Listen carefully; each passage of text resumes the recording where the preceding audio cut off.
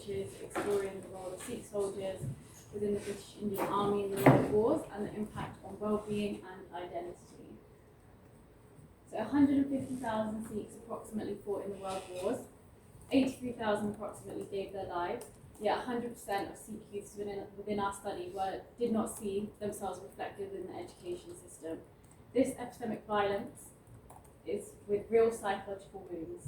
The British identified the Sikh as a martyr race, a colonial construct designed to select a certain ethnic group as naturally suited for military service. They had granthis employed to provide Sikhs with amrit to then join the army.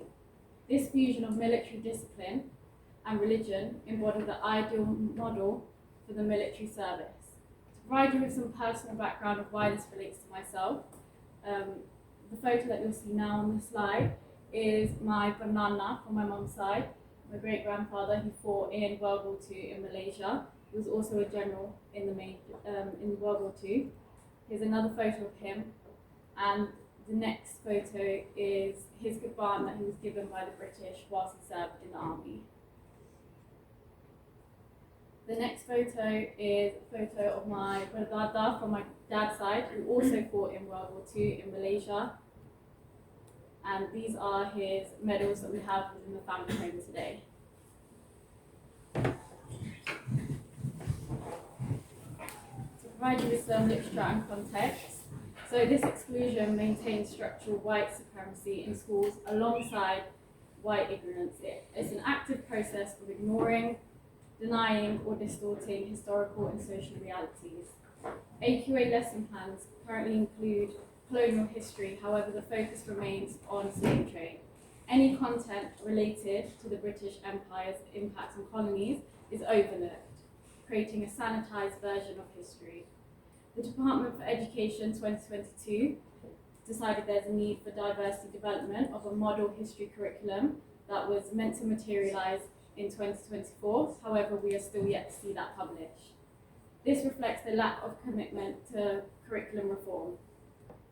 Excluding South Asian histories reduces self-worth, it produces alienation and a lack of social belonging.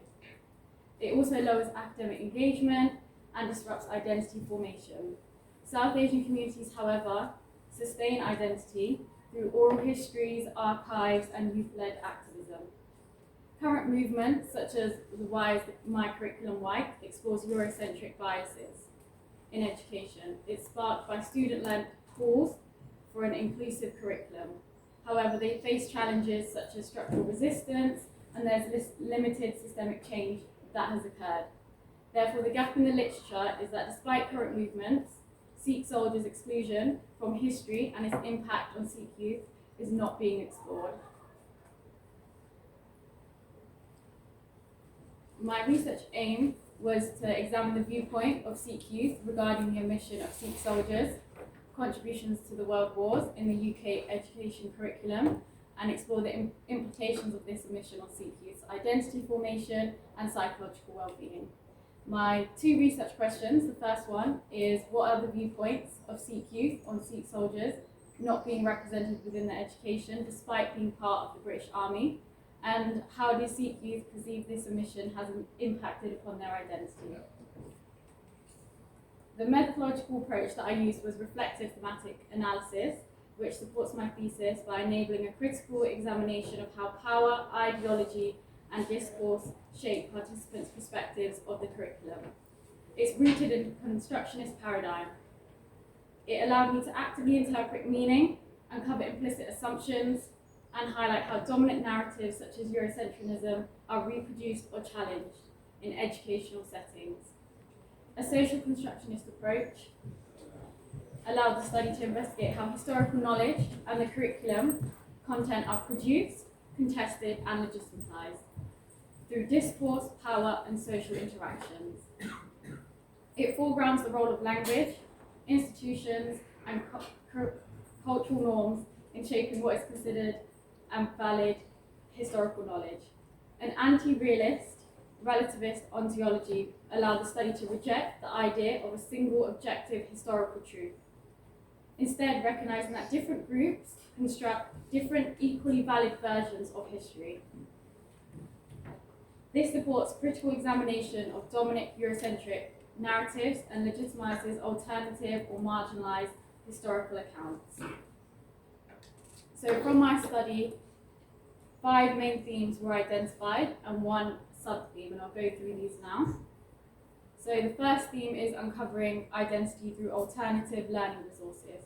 So this theme highlights how Sikh youth often learn about their heritage outside of mainstream schooling, which excludes Sikh soldiers' contributions. Participants turn to family stories, such as from their grandparents who shared personal experiences about relatives in the war. They also learned through Punjabi school, in gurdwaras, and YouTube channels such as Basically Sikhi. They also learned through artifacts like photos and medals that are displayed within the family home. These forms of alternative learning have sparked a sense of identity pride and even anger at colonial exclusion. These findings show that informal and community-driven education plays a critical role in restoring a fuller, more complex understanding of identity. Theme 2, so the exclusion from curriculum and historical erasure. So this theme explored how the school curriculum systemically excludes Sikh contributions to the world wars. Participants repeatedly reflected on never being taught about Sikh history or the world wars, seeing Sikh soldiers in them. The dominance of Eurocentric narratives in history education marginalizes the role of Sikh soldiers from colonized regions. This omission not only distorts historical understanding, but contributes to the broader sense of cultural invisibility. As participant 2 has powerfully put it, they grew up unaware of their community's involvements in the war, only learning the truth later on in life. The quote you see on the slide captures the shock and the frustration at this belated realization.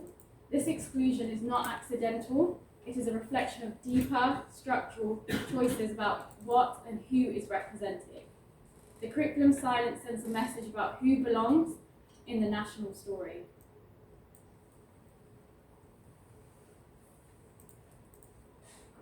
Theme 3, so navigating identity dissonance and perceptions of otherness. So this theme explores the social cost of underrepresentation of Sikh youth navigating British schools. Sikh youth describe how the lack of curriculum inclusion affects their confidence, self-perception, and a sense of belonging.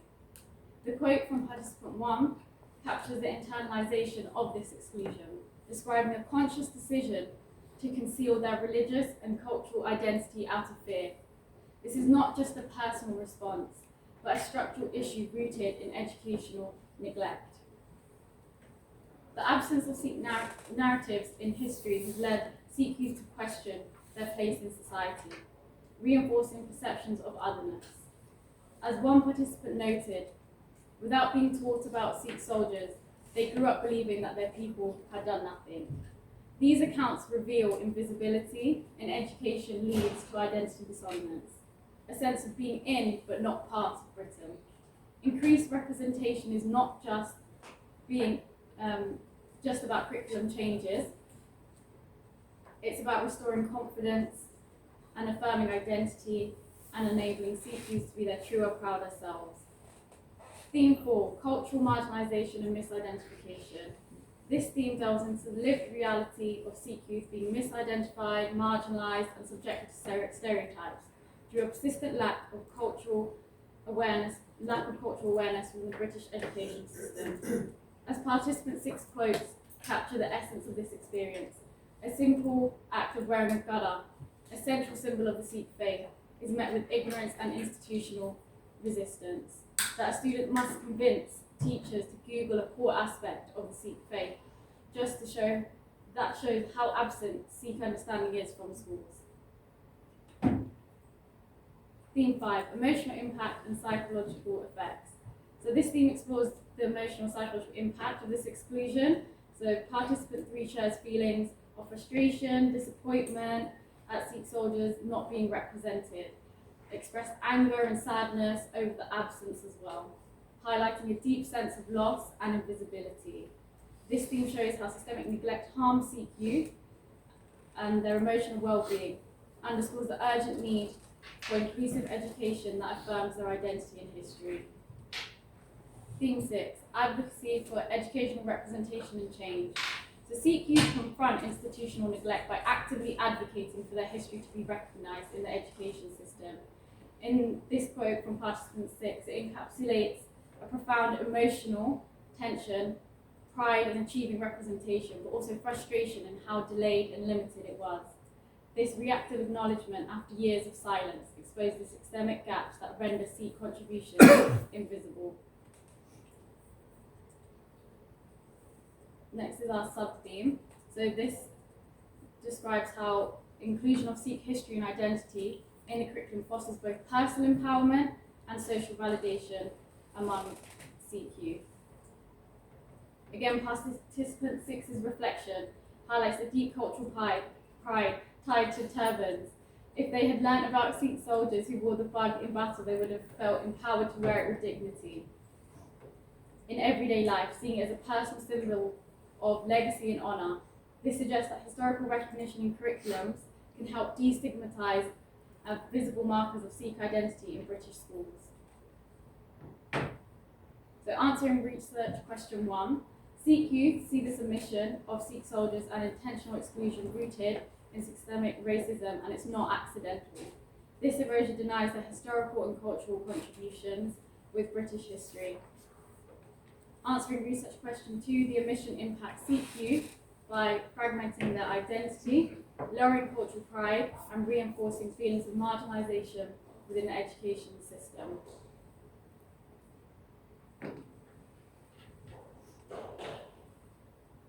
In order for this study to be taken on further, it's important to have reform that takes place. So decolonising educational spaces, teachers needing training to confidently and sensitively engage with Sikh histories and identities to improve school climate and student belonging, policy makers taking on this initiative. Also counsellor and psychologists taking on an approach that uses an intersectional framework that looks at tailoring culturally responsive support addressing specific challenges.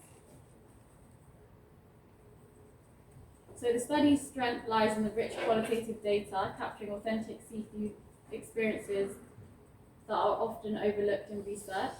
However, the smaller localised sample limits the broader application, and the absence of educator input narrows the context. Insider status from myself provides cultural insight, but also requires constant reflexivity to mitigate any biases. So this research reveals that exclusion of Sikh soldiers is a clear act of structural racism, with profound identity consequences for Sikh youth. Without systemic reform, curriculum inclusion, and culturally competent teacher training, this marginalisation will persist.